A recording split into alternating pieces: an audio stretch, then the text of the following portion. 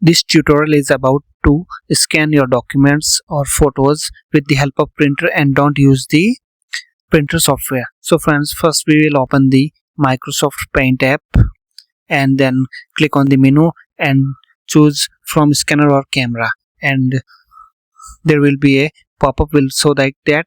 Choose your settings for the resolution and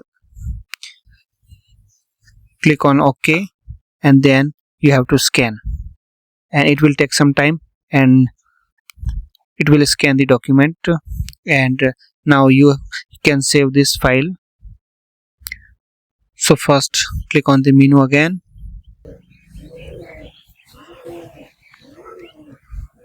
and then save as and choose JPG picture format, and now rename the document. So friends, if you like this video, then please subscribe to our channel and please share with your friends.